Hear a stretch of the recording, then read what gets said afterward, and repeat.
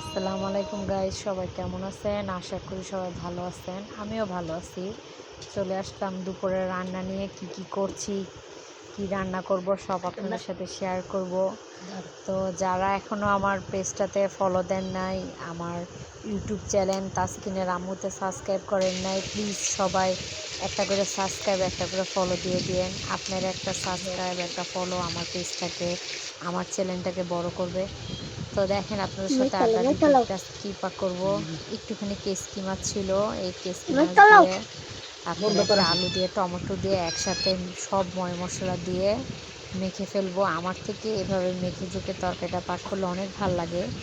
কে কীভাবে রান্না করেন জানি না, আমার এইভাবে মাখার পরে এটা রেস্টে রেখে দিব, তারপরে দিয়ে আপনার রান্না করব। এখন অন্য রান্না করার পরে এটা রান্না করব। এখন আজকে মাছ দিয়ে ঢেঁড়স দিয়ে পাক করব। তো এই যে দেখেন, মাছ ভাজি করছি, ঢেঁড়স ভাজি করব, আলু ভাজি করব, করার পরে একসাথে তরকারিটা পাক করব। তো দিনকাল সবার কেমন কাটতেছে? ঈদ যেহেতু চলে গেছে, রোজাও বিদায় নিচ্ছে আমাদের থেকে। তো ঈদের পরে পুরো একটা মাস রোজা রাখার পরে কোনো কিছুই ভালো লাগে না মুখে। তো কিছু ঝাল ঝাল করে রান্না করলে এখন কিছু খাবারটা ভালো লাগে। তো ঢেঁড়স আমার খুব পছন্দের একটা খাবার। আলু দিয়ে এভাবে মাছ দিয়ে ঢেঁড়স ভাজি করলে, তরকারিটা পাক করলে অনেক মজাই লাগে। তো দুপুরে আজকে কার বাসায় কী রান্না হচ্ছে অবশ্যই কমেন্টে জানাবেন। তো আমি এই যে আলু ভাজি করলাম, মাছগুলো ভাজি করে নামাইছি। এখন আপনার ঢেঁড়স ভাজি করব।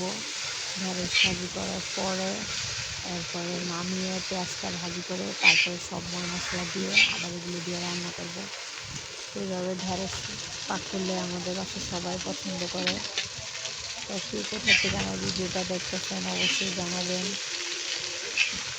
তো মানুষ অনেকজন অনেক কথা বলে, ভিডিও করি এমন হেমন। তো সবার কথা কি আর ধরে পারা যায়? নিজের জীবনে কিছু করার জন্য হলে অনেক কথাই শোনা লাগে। তো এটা কোনো বিষয় না, যে যা বলার বলতে থাকুক। আমার পাকঘরটা অনেক ছোট, কেউ কিছু মনে করবেন না। এই তো পেস্কি মাছটা বসাই দিছি, একসাথে তেলটা গরম করে ঢেলে দিছি। এখন এটাকে একবারে আপনার শুকনো করে ফেলবো, লাল লাল করে নামাবো। এভাবে কেসকি মাছ আমার থেকে অনেক ভাল লাগে। তো আমার মতন কে কে টমেটো দিয়ে আলু দিয়ে এভাবে পাক করেন অবশ্যই জানাবেন। এই যে একবারে লাল লাল করে ফেলতেছি, শুধু পানি দিইনি, একটুখানি পানি কষানোর জন্য দিছিলাম। এই তো হয়ে গেছে এখন অলরেডি। মাশাল্লাহ, তরকারিটা খেতে অনেক ভাল লাগছে। তার সাথে একটু বোম্বাই মরিচ ছিল, বোম্বাই মরিচটা দিয়ে খাইছি, আরও ভাল লাগছে।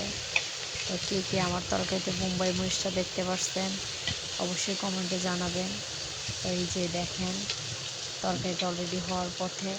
তো এটা হয়ে গেলে রান্না শেষ হয়ে গেছে।